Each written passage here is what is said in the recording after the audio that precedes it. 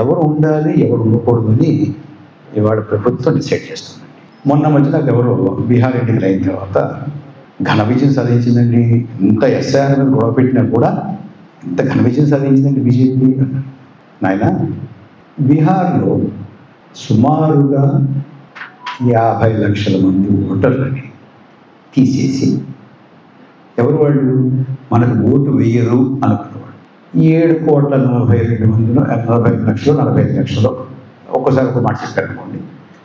ముందు 42 అన్నారు, 41 అన్నారు, 45 అన్నారు, 42 అన్నారు, 43 అన్నారు, 46 అన్నారు, ఏదో చెప్పారు. సరే, అవన్నీ అలా పెడితే మనకే ఓటు వేస్తారు అనుకున్న వాళ్ళనే ఉంచిన తర్వాత కూడా ప్రతిపక్షానికి అన్ని సీట్లు రావడం ఒక గొప్ప విషయం అండి అన్నాను నేను కదండి. మామూలు విషయం అండి. వీళ్ళందరూ నాకు ఓటేరు తీసేసిన, వీళ్ళందరూ నాకు వేస్తారని ఉంచుకున్నా, అందులో కూడా నా ప్రత్యర్థి నెగ్గాడంటే ప్రత్యర్థి గొప్పవాడే కదా. That is exactly what happened in Bihar. Bihar ఫలితాల తర్వాత నిరుత్సాహపడాల్సినటువంటి అవసరమే లేదు. ఎందుకు లేదంటే నాకే ఓటు వేస్తారు, వీళ్ళే ఎన్నికల జాబితాలో ఉండాలి, ఓటర్ల జాబితాలో ఉండాలి అనుకున్నా కూడా ఇందాక శ్రీధర్ గారు చెప్పారు, వాళ్ళకి చాలా సమాచారం ఉంది. ఎవరు పరిస్థితి ఏమిటి, ఎవరు ఓటేస్తారు నాకు, ఎవరు ఓటు వేయరు అనేంత పరిశోధన చేసి నాకే ఓటు వేస్తారు అని ఉంచినటువంటి వాళ్ళలో కూడా ప్రతిపక్షానికి ఓటేశారంటే ప్రతిపక్షం గొప్పది దేశం. దానికి జనబలం ఉంది. మామూలు అయితే అక్కడ బీజేపీ ఎన్డీఏకి నూకలు చెల్లిపోయినట్టే.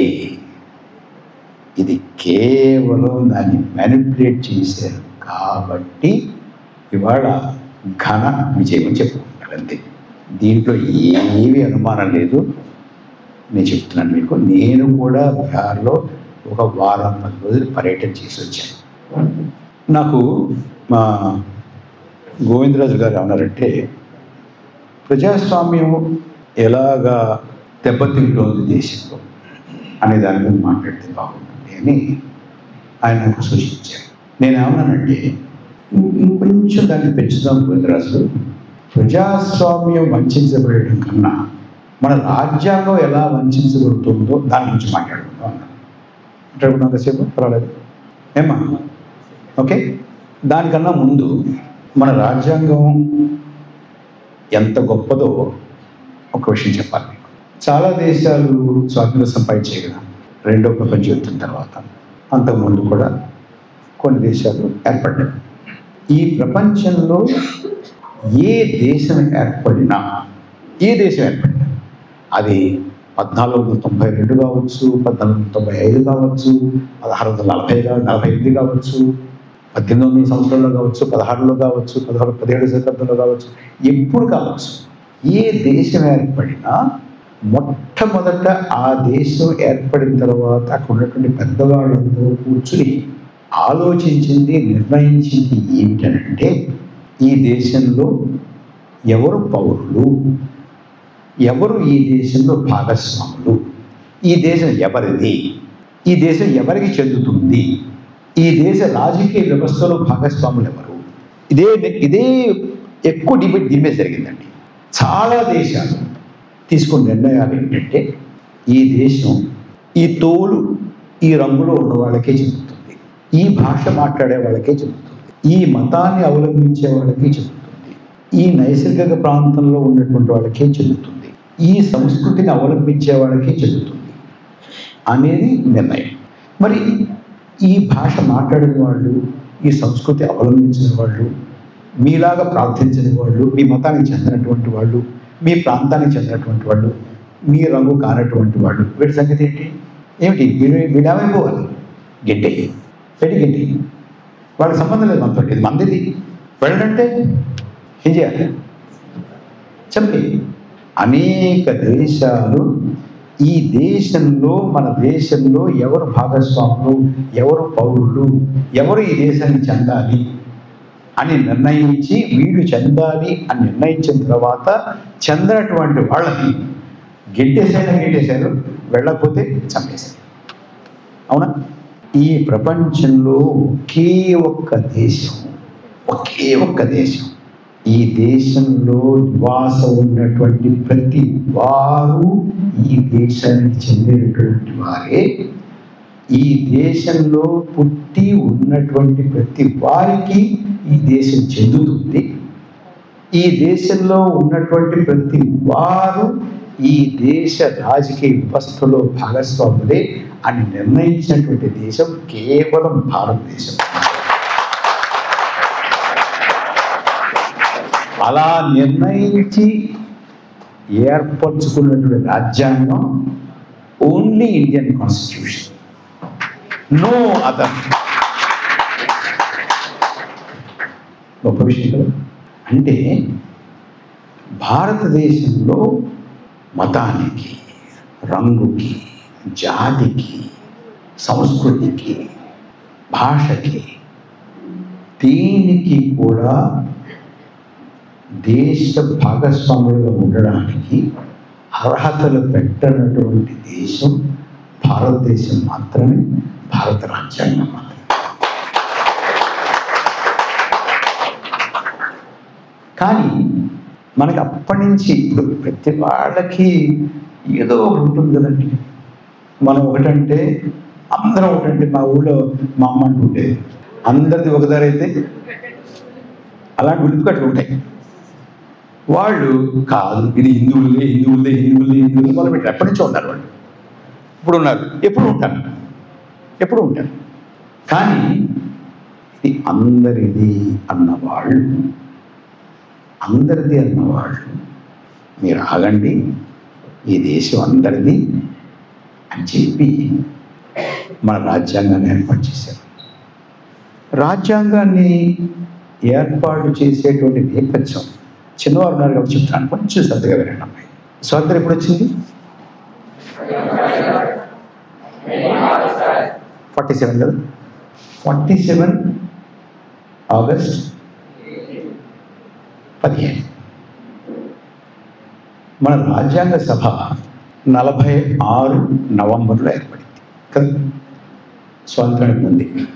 అంటే మేము వెళ్ళిపోతున్నాము అని నిర్ణయించుకున్న తర్వాత ఒక సభ ఏర్పాటు చేశారు, మీరు రాజ్యాంగం రాసుకోండి అయ్యా. మన తర్వాత మన ముందు కొన్ని దేశాలు స్వతంత్రం సంపాదించుకున్నాయి కదా, అది తెలుసుకుంటా మీకు. వాళ్ళు ఏం చేశారంటే అమెరికాలోనూ ఇంగ్లాండ్లోనూ మన చాంద్ గారు లాంటి ప్రొఫెసర్ని అడిగి ఎవరి మాకు రాజ్యాంగం రాసి పంపించండి, మీకు ఎంత ఇస్తా ఉన్నారు. వాళ్ళు రాసి పంపించారు. కానీ మన దేశంలో ఉన్నటువంటి పెద్దలు మేమే కూర్చొని రాసుకుంటాం అన్నారు. అంచేత రాజ్యాంగ సభ ఏర్పడింది. మనకెవ్వరూ కూడా రెడీమేడ్గా అమెజాన్లో ఆర్డర్ పెడితే వచ్చి లేదు ఎవడు. ఇది స్విగ్గీ కాదు, జొమాటో కాదు, ఇది మాకు ఒక సభ కావాలి, మేము కూర్చొని రాసుకుంటాము అని మీరు నమ్మరు. 3 సంవత్సరాలు రాత్రి పగళ్ళు వాదోపవాదాలు చేసి చర్చలు చేసి ఒక రాజ్యాంగాన్ని రాశారు.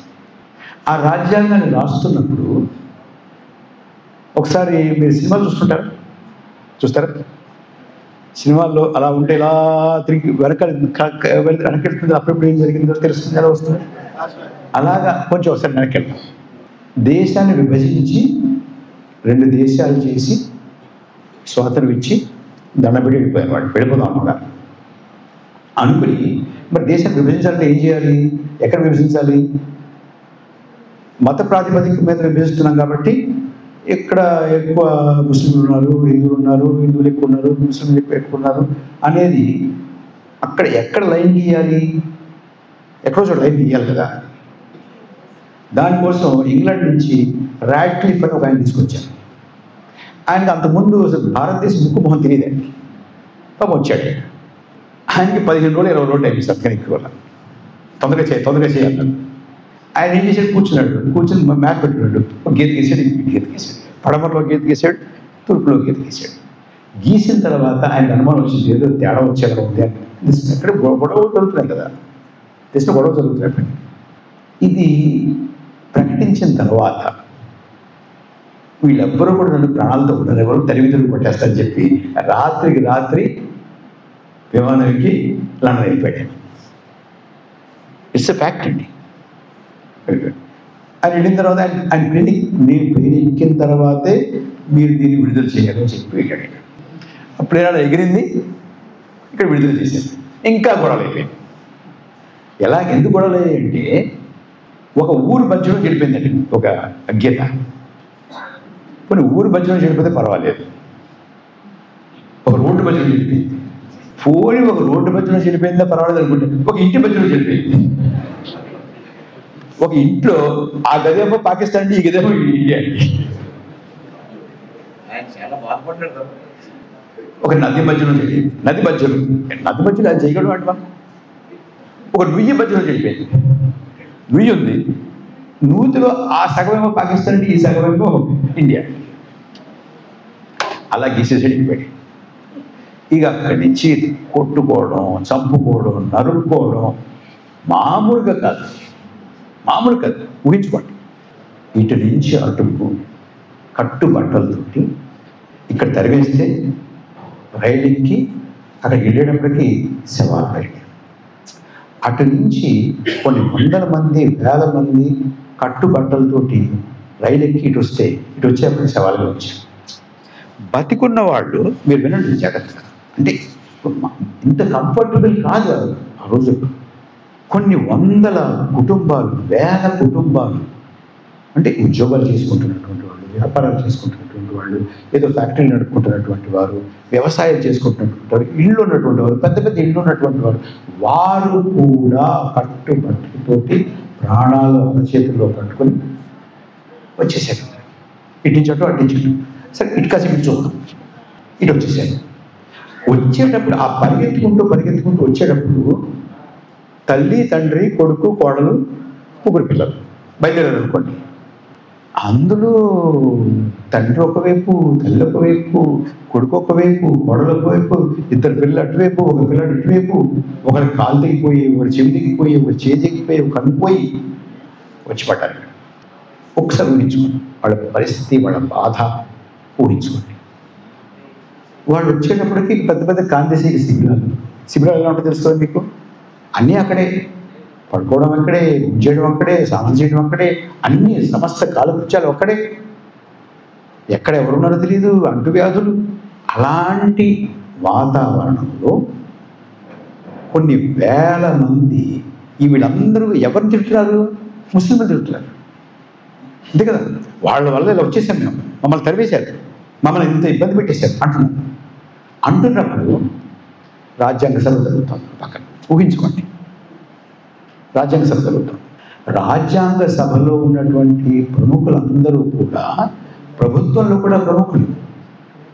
అది నెహ్రూ కావచ్చు, అంబేద్కర్ కావచ్చు, పటేల్ కావచ్చు, పెద్ద పెద్ద వాళ్ళందరూ కూడా ప్రభుత్వంలో కూడా పెద్ద. అప్పటికి భారతదేశంలో స్థానిక సంస్థానాలు ఇంకా విలీనం కాల. సుమారు 500 చిల్లర సంస్థానాలు. అవి ఉంటాయో తెలియదు, ఓడతాయో తెలియదు, మడవైపు ఉంటాయో తెలియదు, అట్లు విడిపడతాయో తెలియదు. ఇంత అల్లకల్లో. కాశ్మీర్ ఇంకా ఏమవుతుందో తెలియదు, జునాగఢ్ ఏమవుతుందో తెలియదు, హైదరాబాద్ ఏమవుతుందో తెలియదు. మిగతా వాళ్ళు నమ్మకంగా అక్కడక్కడ కొంతమంది వస్తున్నారు, కొంతమంది రావట్లేదు. ఇంత అల్లకల్లోలమైనటువంటి దేశ పరిస్థితి, ఎవరు ఎక్కడున్నారో తెలియనటువంటి పరిస్థితి, ఏమవుతామో తెలియని పరిస్థితి. అసలు ఈ సంపాదించినటువంటి స్వాతంత్రం ఉంటుందా లేదా, చేయడానికి అనేటటువంటి ఒక భయం, ఒక ఆందోళన. ఆ పరిస్థితుల్లో ఇంత పెద్ద ఘోరమైనటువంటి పరిస్థితి, ఇంతమంది వచ్చి చేరిపోయేటటువంటి పరిస్థితి. ఇటువంటి పరిస్థితుల్లో ప్రభుత్వాన్ని నడుపుకుంటూ ఏదో చేసుకుంటూ అప్పటికి ఇంకా మొత్తం సైన్యం అంతా మన చేతిలో రాలేదు. ఎందుకంటే సైన్యాన్ని ఆదేశించేటువంటి పెద్ద పెద్ద ఉన్నతాధికారులు అంతా ఇంకా బ్రిటిష్ వాడే, పోలీసుకి ఇంకా ఇన్ని ఉన్నతాధికారులు అంతా బ్రిటిష్ వాడే. ఇంకా మన చేతికి ఏమి పగ్గాలు రాకుండా ఇంత అల్లకల్లోలైన పరిస్థితి. ఇది అసలు అదుపులో వస్తుందో రాళ్ళు కూడా తెలియదు. ఇంత మారణ హోమం జరుగుతుంది. ఇందాక శ్రీధర్ గారు చెప్పారే, అన్న తమ్ముడు నిన్నటి వరకు భాయి అనుకున్న వాళ్ళంతా పొడిచేసుకున్నారు. పక్కనున్న వాడిని పొద్దున్న లేచి పొడిచేసి ఎందుకు పొడిచేసి. అలాంటి పరిస్థితుల్లో ఈ ప్రభుత్వంలో కాసేపు పొద్దున పని చేసుకుని అంతా ఏం చేయాలి అనుకుని ఆలోచించుకుని దానికి కావలసిన ఆదేశాలు ఇచ్చి అక్కడి నుంచి బయలుదేరి రాజ్యాంగ సభలో వచ్చేవాడు. ఆ వస్తున్నప్పుడు ఒకసారి ఊహించుకోండి, కల్పన చేసుకోండి. వస్తున్నప్పుడు ఆ దారిలో ఈ కాందేశిక శిబిరాలు, వాళ్ళ హాహాకారాలు, ఒకడు పిల్లలు ఉండడం, లేకపోవడం, చేయిపోయిన వాళ్ళు, కాలిపోయిన వాళ్ళు, కలిపోయిన వాళ్ళు, చెవిపోయిన వాళ్ళు, ముక్కు తెగిపోయిన వాళ్ళు, అంత దారుణమైన పరిస్థితి వాళ్ళు ఉండి వాళ్ళు ఏమైనా ప్రతికారం ఇచ్చుతూ ఉన్నారు. వాళ్ళందరూ ప్రతికారం తీర్చుకుంటే ఉంటుంది కదా వాళ్ళందరికీ. అంత ఉండి వాళ్ళు ఇలా చేశారు, మమ్మల్ని ఇలా చేశారు, వాళ్ళు అలా చేశారు, ఆ దేశం ఇలా చేసింది, జనా ఇలా చేశారు, వాళ్ళు ఇలా చేశారు, వీళ్ళు చేశారు అంటున్నారు వాళ్ళందరూ. వీళ్ళందరూ అటువంటి పరిస్థితుల్లో రాజ్యాంగ సభలోకి వచ్చి ఈ దేశము అందరిది అన్నారండి. గొప్ప విషయం కదా. Is it humanly possible today? మనకి ఏమీ లేకుండానే వాడు దుర్మార్గుడు, వీడు దుర్మార్గుడు, వాడు దుర్మార్గుడు, అలా ఉన్నాడు, ఇలా ఉన్నాడు, వీడు తీసేమని చెప్పాడు. ఆ పరిస్థితుల్లో మన పెద్దలు ఈ దేశంలో అందరూ ఉండాలి, అందరూ సమానంగా ఉండాలి, అందరినీ గౌరవించాలి, అందరూ పౌరులే, అందరూ ఇందులో భాగస్వాములే అన్నారంటే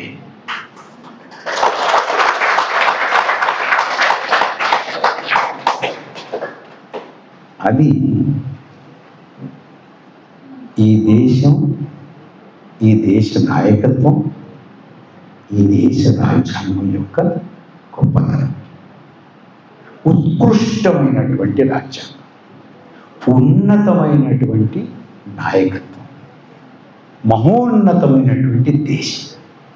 మిగతా వాళ్ళందరూ, మిగతా అన్ని దేశాలు కూడా మన దేశంలో ఎవరు పౌరులుగా ఉండాలి, ఎవరు భాగస్వాములుగా ఉండాలి, ఈ దేశం ఎవరికి చెందాలి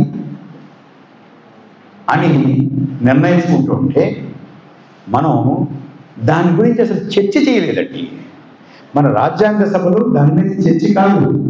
మీకు ఇంకో విషయం తెలుసో తెలియదు, చిన్నవారు చెప్తున్నాను. రాజ్యాంగాన్ని ఆమోదించక ముందే భారతదేశం భారత ఎన్నికల కమిషన్ ఏర్పాటు చేసింది. Election commission of India was established much before the constitution was adopted.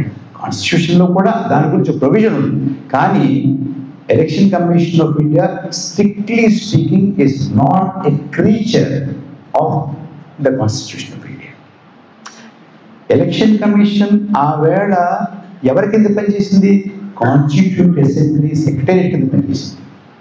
ఆ వేళ దేశంలో సగటు అక్షరాస్యత 8-9%.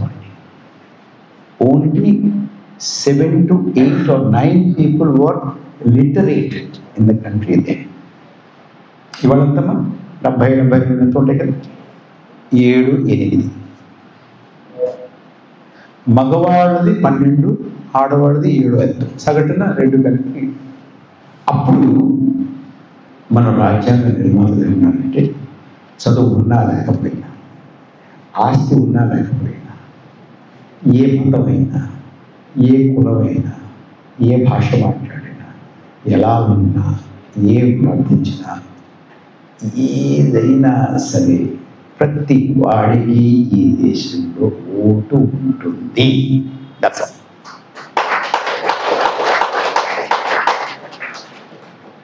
ఇవన్నీ ఎందుకు చెప్తున్నానంటే, వస్తాను ఎస్ఐఆర్ దగ్గరికి, దానికి వస్తాను, కరెంట్ విషయం వస్తాను. So that is the principle. ఎవరికి ఓటు హక్కు తీయడానికి వీలు లేదు. చదువు లేకపోతే మరి వాడు చదవలేదు కదండి, ఎవరు పోటీ చేస్తున్నారు? గుర్తు ఇవ్వయ్యా. ఇంకో దేశాలు గుర్తులు లేవు తెలుసా మీకు? మన దేశమే గుర్తుని పెట్టింది. వాడు ఎక్కడున్నారో తెలియదు, ఏమున్నారో తెలియదు.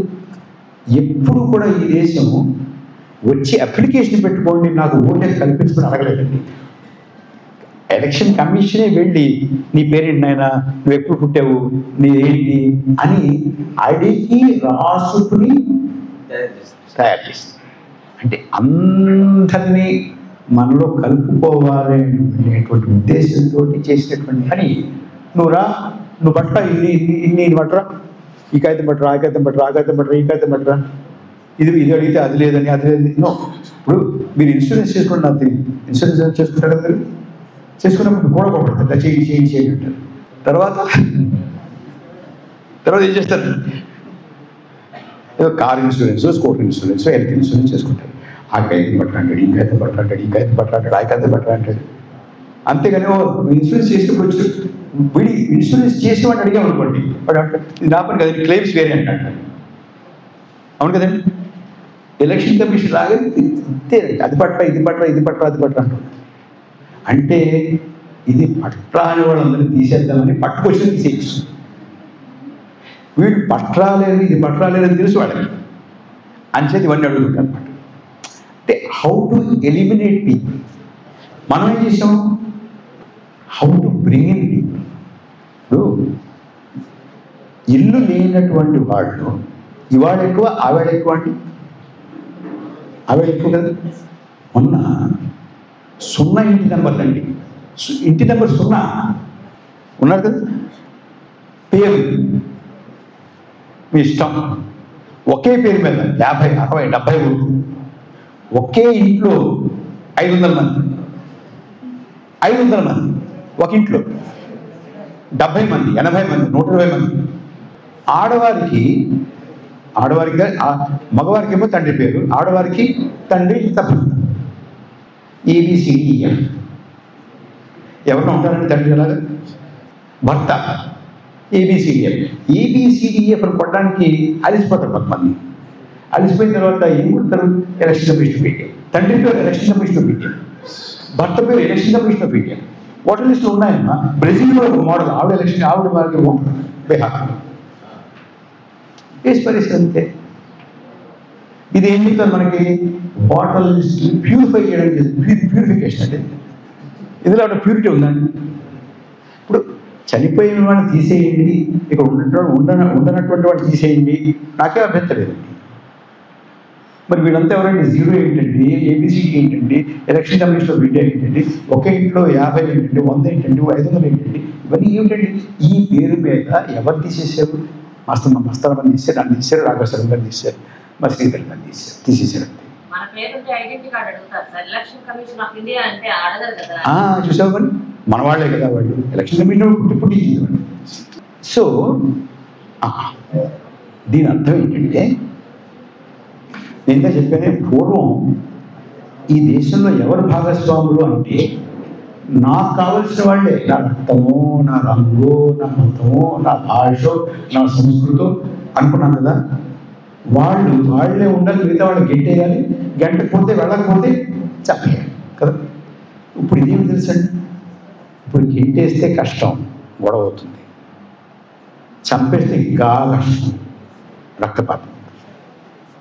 ఒక పౌరుణ్ణి చంపాలంటే ఏం చేయాలి? ఊరు తీసేసేవాడు, ఏ పౌరులతో ఉంటుంది?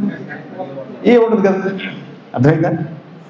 So SIR is nothing but a bloodless political genocide. Bloodless political genocide. రక్తపాతం లేకుండా రాజకీయంగా చేసేటటువంటి నరమేధం SIR. Nothing less. ఇది భారతదేశం ఒప్పుకోకూడదు. నెమ్మదిగా అంటే ఒకేసారి చేద్దాం ట్రై చేశారండి. ఇప్పుడు కొంత బాగుంటుందండి, హుషారు వస్తుంది. ఒకేసారి చేశారనుకోండి, మనం గగ్గోలు పెట్టేసాం. మా శ్రీధర్ అంటే ఊరుకోరు. CAA, NRC అన్నారు అనుకోండి, ఊరుకుంటారు. మా రాఘవేశ్వర ఊరుకుంటారు, మా మస్తాన్ ఊరుకుంటుందా, లేకపోతే మా శ్రీధర్ ఊరుకోరు. తోకముడి చేతి పెట్టిపోయారు. ఇది ఎలా చేయాలి? ఏదో రకంగా పట్టరావాలి, ఇలా పట్టుకొచ్చారనమాట. మా చిన్నప్పుడు మా స్కూల్లో, కాలేజీలో అనుకుంటారు, మా మాస్టర్ పాట చెప్పేవారండి. ఆయన ఏం చెప్పేవారంటే, ఆయన ఏం పాట చెప్పినా ఇప్పటికీ ఆయన చెప్పిన పాఠాలు నేను మర్చిపోవట్లేదంటే కారణం ఏంటంటే ఆయన ఏం చెప్పినా కూడా ఒక చిన్న కథ చెప్పి పాట చెప్పాడు. అది అది పోదండి. చెప్పరా? ఒక తప్పేడ అంటే తెలుసు మీకు? పాత మా ఊళ్ళో తప్పేడ అంట.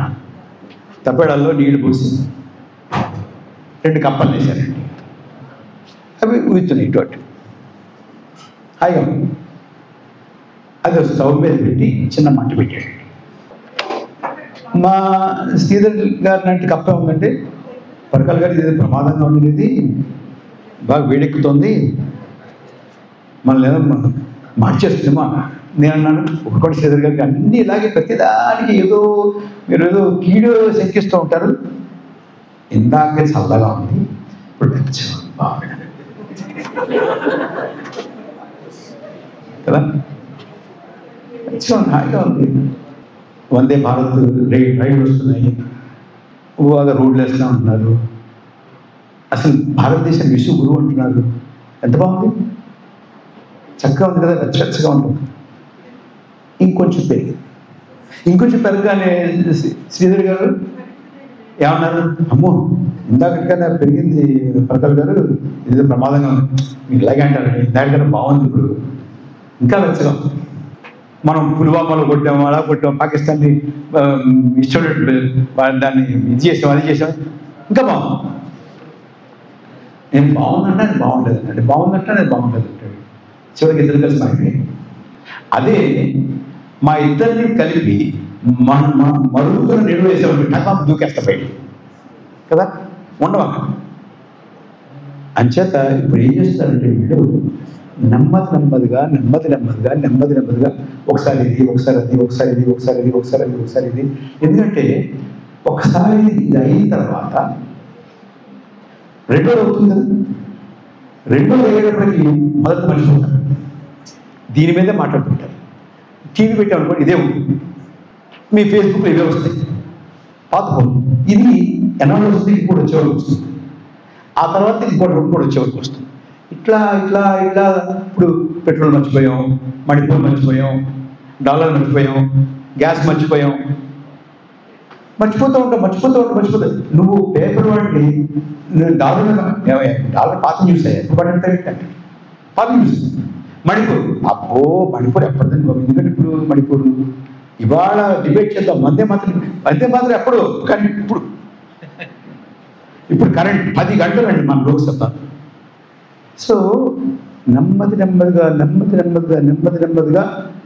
అంచేత మిత్రులారా, ప్రజాస్వామ్యం ఒక్కసారి నరికివేయబడదు.